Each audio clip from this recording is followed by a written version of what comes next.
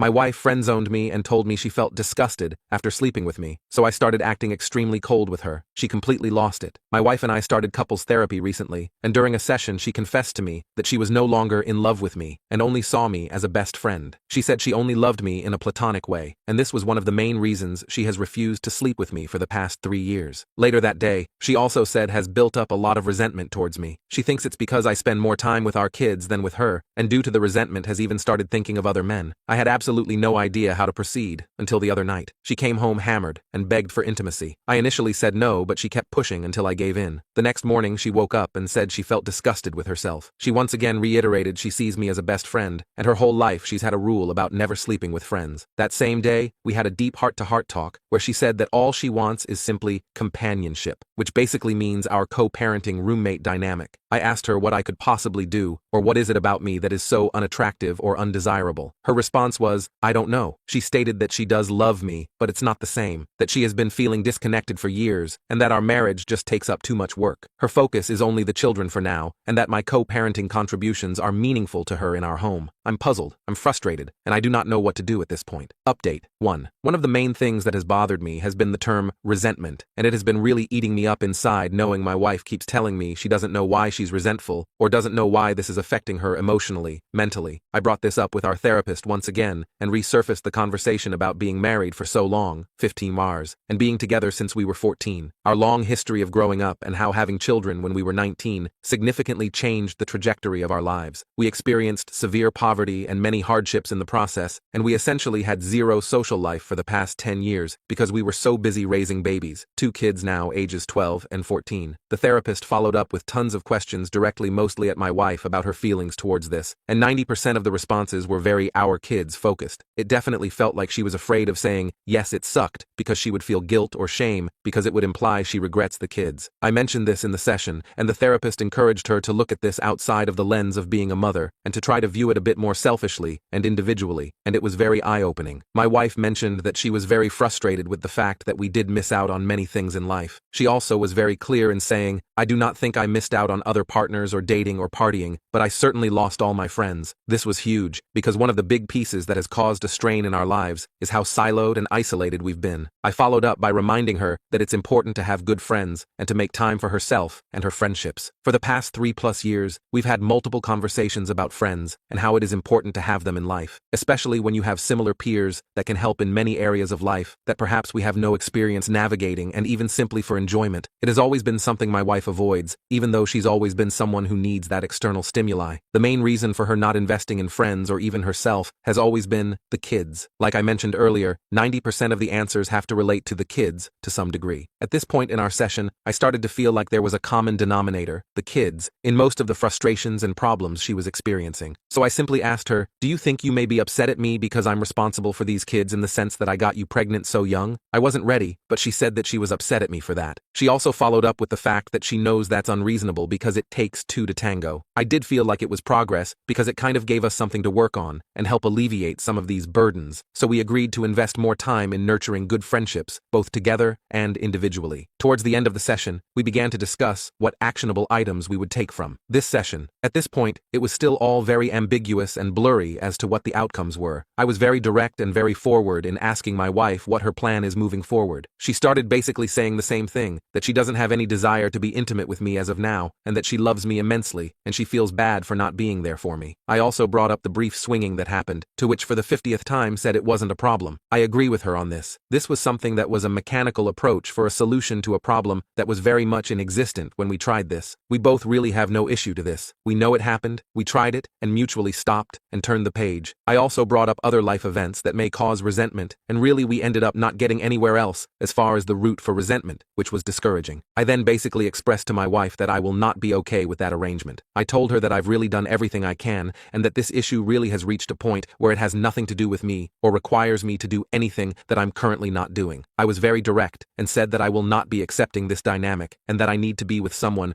who is actively involved in our marriage, works towards resolutions, and is very much interested in maintaining an active intimacy and intimate relationship. I expressed how I am not going to be a convenience, and that there was more to life than being roommates and co-parents. I made sure she knows I love her dearly, and that I do want this to work for the better. I also told her that I'm fully committed to this marriage, so long as she is as well, and that if if she wasn't, it's okay. However, I will not be a part of something where these efforts are not reciprocated. I told her I have no plans of leaving and I do not want a divorce. However, I made it clear that if this dynamic continues, that divorce will be the only outcome. Of course, tears were involved, and it was a very bleak and sad ending to the session. Still, nothing was said, and I walked out very discouraged and very determined to start working on the 180 as soon as we left the room. It's painful and very difficult, because much of the 180 requires you to be very short and cold and transactional. The saddest part is realizing this dynamic already is very cold and transactional. Here is where it gets very interesting. I started working on implementing many of the 180 recommendations that same day. I mentioned to my wife that, hey, things are going to be a bit different moving forward. I'm going to honor her roommate, co-parent dynamic without reproach, and that it should be no mistake that I am not happy here, and I am never going to be okay with it, but I am done working on it if she wasn't going to work on it. She agreed and went to bed. I started to build distance and started to basically focus on myself. Very short and transactional. She asked for help on some of her personal things, to which I declined, and it really shocked her. She was upset, saying I was being petulant. I explained to her that she is now fully in charge of her own life and her own issues. We didn't talk all day, and we only spoke when necessary. Few days I keep this going, and she's very visibly upset and stressed. I typically react to that with gestures of help or nurturing, but I didn't this time. That night she was crying, telling me she's stressed, and she thinks something is wrong with me because I'm indifferent. I simply listened. Then I told her that this is the dynamic she proposed, and that I'm simply, much like her, taking care of myself and focusing on myself. I'm not going to lie, it has been very hard to be cold and distant, because as I mentioned before, I love her, and I wish I could hold her and love on her. However, I know this is somewhat manipulative in a way, just to get her way, and still keep me in the friend zone. So I've been staying the course. We're now going on a week of this 180, and let's just say, there has been many changes on her side. I think she is starting to realize there is more to me than just friends and co-parenting. I sent her a text a few days ago essentially itemizing bills and separating the financial responsibilities 50-50, and she lost it. She basically told me it was out of left field, to which I responded, hey, friends go in 50-50, and as your friend, I expect nothing less. This was very eye-opening because it gave me a glimpse of, I'm really taken for granted, and how her level of comfort and convenience at my expense is really overlooked. I pushed through anyway, and basically told her that this is the new dynamic she asked for, and that it's still a bargain, because she would have to be 100% if she was on her own. I'll wrap up with this. While the 180 has been working in many different areas, I am still very much sad about the overall situation. There have been many eye-opening statements being said, and realization that have not been pleasant to encounter. It has also sparked new energy and new efforts on her side as well. She's definitely seeking to talk to me more often, and while it's hard to turn down, I hope if things improve, this continues to happen. I've also noticed that she's making more time for herself, aside from being a mom, which is huge, because she pretty much neglected herself for years. I'm very pleased seeing her be more herself. My hope is that as we work on ourselves, the marriage improves. There really is no telling at this point where this will go. We are very much cordial and amicable even to this day, and that's a very good sign. Boundaries are set, and expectations are very clear, and I feel that no matter the outcome, I will be at peace with everything that has been done. We're still going to continue the couples therapist until we either rekindle our marriage or end up in divorce. I feel like having this unbiased third party really helps as a witness and as a guide through this. No matter what, I will always love my wife. However, I will not participate in an intimacy-less marriage because we both deserve better. Update 2. We're now almost 9 weeks in on the 180 method I mentioned I was starting, and it started to render some positive reactions from my wife. So much has changed, and it has changed for what seems to be for the better. This past Memorial Day weekend, my wife asked me if I wanted to go out for coffee because she wanted to talk to me about something. This was huge, because I can't recall when the last time my wife asked to talk to me about something important. I must admit, I was very nervous and worried about what this could be about, and my mind was racing with the plethora of scenarios of what it could possibly be. Of course I agreed, and we took some time away from the kids to have this conversation at a local coffee shop. The talk was very constructive in nature. There was a ton of insightful information about herself that helped me further understand where she is in life, both emotionally and mentally. We summarized what the core issues we are encountering are, and she asked me for help. This is new, and I cannot tell you how excited I was, hearing something so sincere coming from my wife, who for the last 3+ years has been absent. So, after she was through sharing all her thoughts, I proposed a plan that I felt was right for us. This is something that I had been thinking about these last few weeks, and I was planning on bringing this up in a few months, if I noticed that things were not changing for the better. This date felt like the right place to share it, since it goes hand in hand with what she talked about, and it also relates to the help she was asking me for. I started by first acknowledging her feelings and her concerns. I told her they are valid, and how she feels is personal to her, and that I care that she feels this way, because I don't like the thought of her being sad or depressed. I also told her that my goal still is, and will always be, for us to reconcile and be the happily ever after we vowed to be for each other, and that my love for her is as as strong, if not stronger, as it was the day we said, I do. I continued the conversation by telling her how I felt about the whole situation and how it affects me every day. I also clarified some things that she mentioned she was feeling,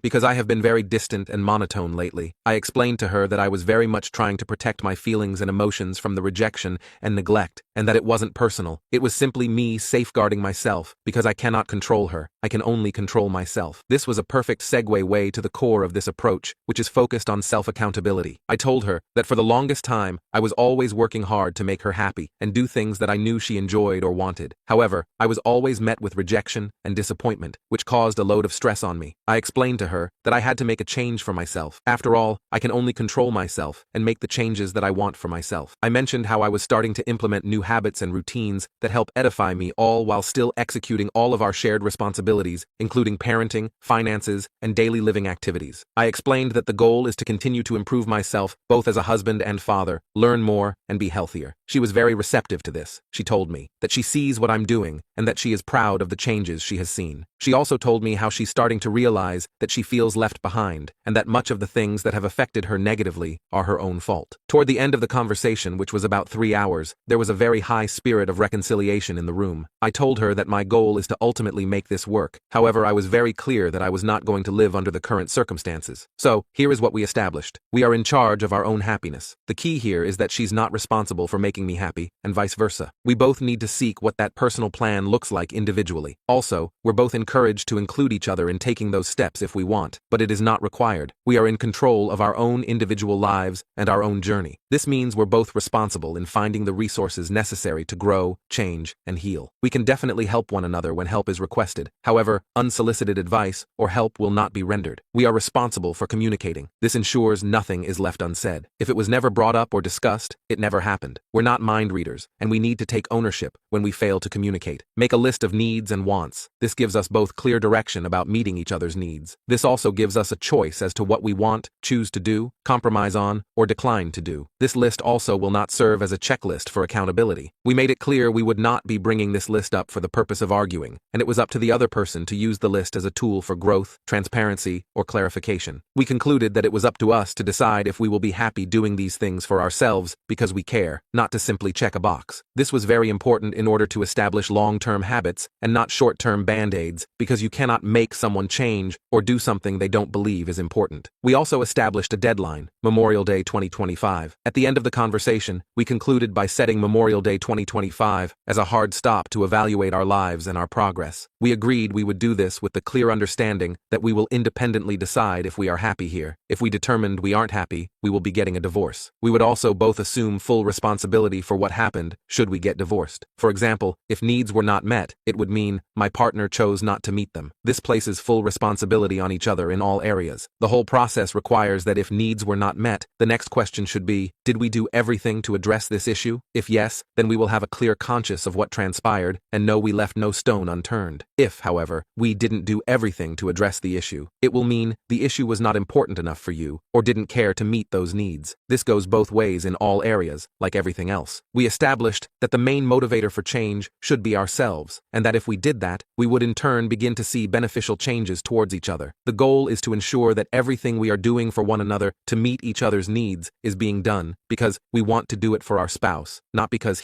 she asked. Isn't Ted? It was done because I know it makes him, her, happy, and I love seeing them happy. I felt it was important to mention to her that we are no longer required to do anything for each other. It is now more of a, I want to do these things for each other. Ultimately, I felt the conversation was very positive and productive. Many tears were shed and lots of hugging ensued. I know this doesn't mean or guarantee anything, however, this has never happened before, and I can honestly attribute it to the 180 method. I've decided I will conclude and will refrain from this method moving forward, as the plan now has changed. I'm planning to devote myself entirely to not only myself and my growth, but to also work on her needs and wants, because I want her to be happy by my side. She said and agreed she would do the same for herself. We agreed we would help and build each other wherever we request for it, and that we will be approaching this as a team. As of today, some of the biggest changes I have noticed are her commitment to therapy and mental health. She is taking some antidepressants that are helping her. She is also more confident and in a far better mood more frequently. We have started to explore more ways of intimacy in multiple areas, such as physical touch and words of affirmation.